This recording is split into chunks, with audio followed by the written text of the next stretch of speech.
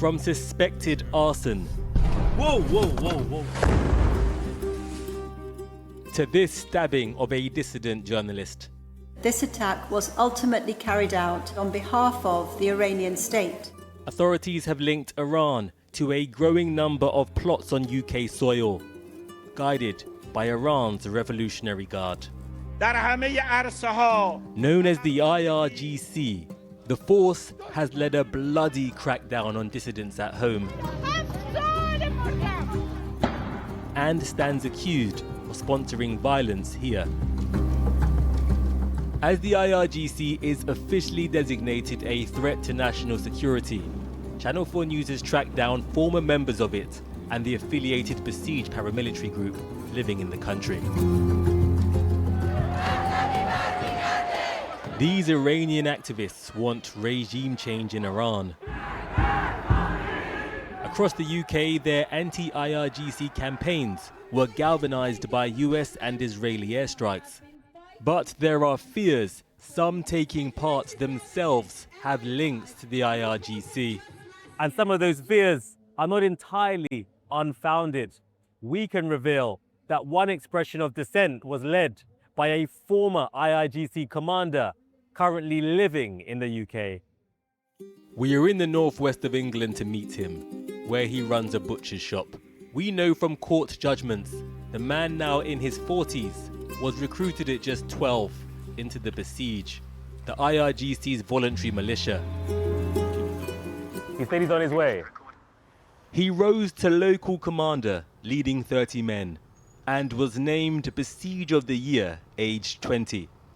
In 2010, his asylum bid was rejected on grounds he was complicit in crimes against humanity. Although he was considered soft and was not violent, he handed over those he knew would be subject to serious ill treatment and torture. Okay, so he's cancelled the call. So far, Akbar has declined to give us an on-camera interview, but we have managed to speak to him. And what he said was that after his asylum claim was rejected, he appealed that decision and was granted a 6-month right to stay that has to be renewed. Now, there are still questions that we would like to ask him, but so far, he's yet to turn up. This is the man we are here to meet. Akbar Azimirad has lived in England for nearly 20 years. He told us he was conscripted and is now campaigning against Iran's leadership. Here, he dances with Iran's royal opposition flag. The courts found if returned to Iran, he would face persecution. And we can reveal 2 more Iranian nationals granted stay after courts found they too were linked to crimes against humanity. This includes a female former deputy governor of a prison in Iran, said to have made a substantial contribution to the acts of torture, and another guard responsible for guarding prisoners kept naked in small dark cells and tortured. Of course, there are opportunists who might sign up because it guarantees them a salary, for example, particularly if they come from an impoverished background. But the vast majority sign up for a combination of opportunistic reasons, pragmatic reasons, but most importantly for ideological reasons. And so I'd be very skeptical of the idea that anybody in the UK who was, in quotation marks, was a member of the IRGC is no longer an active, let's say, follower, supporter, enabler, adherent to the IRGC. Opposition to the IRGC has united a fragmented Iranian diaspora, but some protesters who want it banned have empathy towards those conscripted. So actually it's not about the person who has been part of IRGC for 20 years ago if they don't do any activities. I'm not saying like anyone who in back 20 years worked with IRGC now should be deported or something, because they done some mistake in the before. As long as their hands is not full of blood and they not kill anyone. There is no suggestion those with past links to the IRGC still support them or have committed any wrongdoing in the UK, but their old affiliation has drawn a new focus. The Home Office declined to comment on our cases, but said national security was its top priority. But after the attacks on Jewish ambulances in Golders Green, they accelerated the national security bill that allows them to designate state threats and those who act for them. In recent years, security powers and prescriptions have rapidly expanded as a deterrent. Yet increasingly, acts like this are the work of paid proxies, unaware who is calling the shots. This was an arson attack in East London, instigated by the Kremlin-aligned Wagner Group. Russia's GRU has now also been declared a threat by the new law. Membership or support of any designated group carries a sentence of up to 14 years. The police claim this will be a deterrent for UK proxies working for hostile states. How does designating the IRGC a national threat keep people safe as a deterrent if proxies may not even know they're working for them? Proxies may or may not know they're working on behalf of that foreign state. The more tools we have to be able to identify that, both in terms of addressing those proxies and the criminal justice process in the UK, but also what we can do with international partners to address some of that behaviour overseas, then I welcome anything that helps us to do that. Iran's IRGC is now designated a threat to national security, and these Iranian protesters believe it brings them closer to regime change. The question is, does it make the UK safer?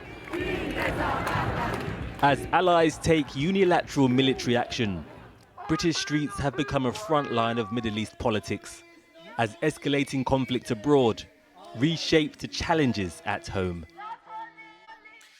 And if you have any information about the issues raised in that report you'd like us to look into, you can contact our investigations team by emailing c4investigations@itn.co.uk.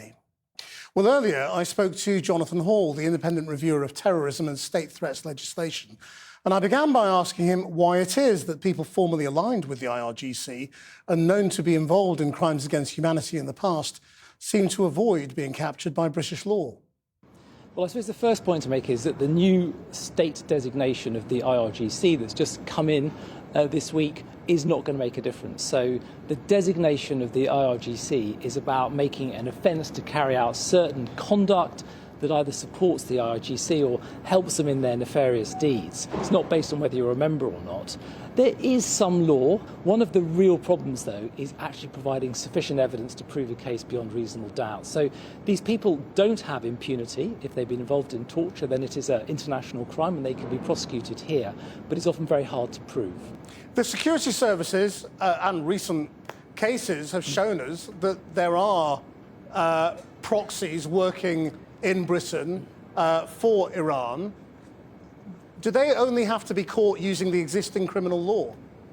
By and large, a lot of cases, particularly when it came to people like diplomats, was to use expulsion or to remove people used by cancelling their visas or maybe deporting them on the grounds that their presence was not conducive to public good. So after the National Security Act came in 2023, now reinforced by this new state threats designation tool in 2026, it's going to be slightly easier to use the criminal process against them. Do you think we then have the right laws to capture people such as we've highlighted who have been involved or believed to have been involved in the IRGC in the past, who are now in Britain, whose asylum cases have been rejected because of a belief that they have been involved in crimes against humanity or torture, and yet aren't being deported? There is a particular issue with immigration law. It has been known, and there's been a recent case where people from Iran who are part of the regime or aligned with the regime have pretended in the UK to be a dissident, because then they can say, look, if I go back, I'm going to be tortured or mistreated. So that is an aspect of asylum law. But I mean, the short point is that the law is not going to change everything as long as you've got people who are hostile to dissidents, hostile to Jews, who are willing to do things for money, whether they care about Iranian affairs or not. And the law is just part of the solution. But you're right to focus that just changing the law is not going to be a complete cure to this problem. While I'm with you, can I ask you about one other matter that you may or may not be able to comment on in the news, which is the investigation into Anne Widdecombe's alleged murder. Do you think there are any lessons so far from the way this has been treated, initially not as having evidence of a terrorist element, and then being taken over by counter-terrorism policing? I think there were some slips in the communications. There was a point where Devon and Cornwall Police seemed to be saying that this was a burglary gone wrong. I paraphrase, something of that nature. Then that was discounted. I think at that stage, Devon and Cornwall Police ought to have simply said, look, we don't know, and we've got a very open mind. But it appeared from their communications, well, they were, in fact, they were steering the public away from the idea this might be a political or a targeted or a terrorist killing. And I think that probably was a mistake. Why do I say it's a mistake? Because we live in a social media era. People will speculate, I think they're free to do that, and they also speculate in a way that generates a lot of comment online. So it's far better for the authorities to get ahead of it, say stuff that they are sure about, which is sober and clear, and in that way I think they drive down some of the levels of distraction that may come online. Jonathan Law, thank you very much.